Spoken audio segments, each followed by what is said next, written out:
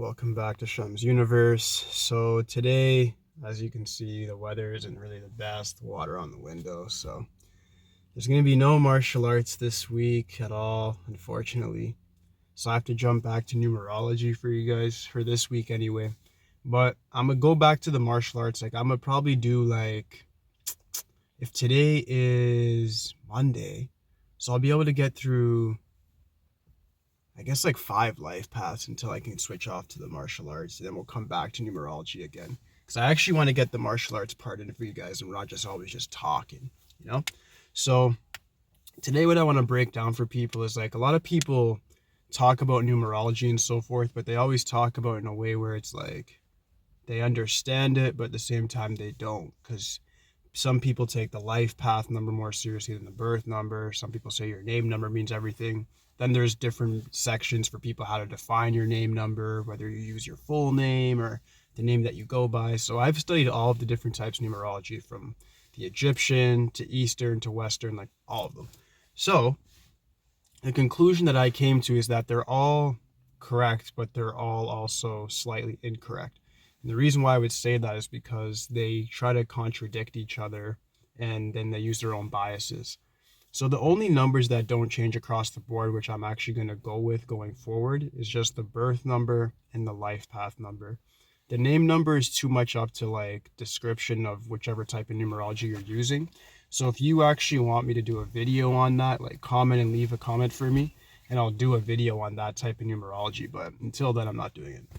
So how we're going to break it down is this. If you're born, as I said in the numerology videos earlier on 1st, 10th, whatever, that's going to be your birth number, which explains your mental traits, how you think, how you interpret the world. Your life path is your subconscious. It's your soul. It's who you really are, what you came here to do. And it's going to give you a lot of very specific personality traits and very specific life kind of, how would I put this? Just circumstances in your life, for lack of a better word. So somebody that's a life path 5 is going to be very different from somebody that's a life path 8. Meaning a life path 5 is going to be somebody that's going to really be freedom loving in comparison to an 8 who's going to be all about money and goals and business, and they'll be stressed out about things like that, whereas a 5 would not. So if you want to know any number in your numerology chart, I would personally recommend know your life path number. That's the most important one. And then second is then that birth number, which you'll have to find out either way if you find your life path. So that's the easiest one to find. So what you want to do is understand that with your birth number, it's like a game. It's when you get different clues in games. Numerology is the same way. It gives you kind of a bit of a cheat code for your life. If you could figure out your cheat code, your life and your attraction levels are going to go a lot higher because you're going to understand how things work in a lot deeper way. So for instance, if you're born on the 15th and then you understand that, okay, yeah, 1-5 adds to 6, that would be your birth number. The next step you want to do is figure out your life path, yes, but understand that your life path is not going to begin, and here's what they never tell you, until that number is hit. Meaning if you're born the 15th and whatever your life path is not going to begin until you are at the age of 15. If you're born on the 25th, your life path's not going to begin until you're 25. When you understand that, you understand what numbers to focus on in certain sections of your life. So I'm breaking this one down to you guys before I go over all the life paths, because I don't want people that are 15 or younger looking at something that may not even affect them till they're 30 or 28. So what you want to do is understand which number correlates to you first, and then study that number and master that number first.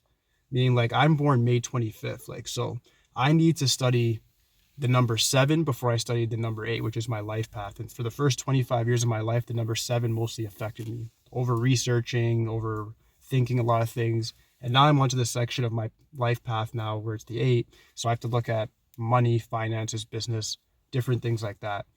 So numerology, to sum it all up for you guys to finish this video, is a cheat code to your life. I'm not trying to give you any horoscope bullshit where you're just here saying, oh yeah, my horoscope today looks good. It's no. Here's a cheat code to your life. Do what you will with the information. If you use the information correctly, you're going to get ahead. If you don't, you're going to fall behind. And that's literally all there is to it. Tomorrow I'll do life path starting from 1 and we'll go all the way up to 9, and then that's it. All right, so thank you guys for the time. Please leave a comment, subscribe, holla at me.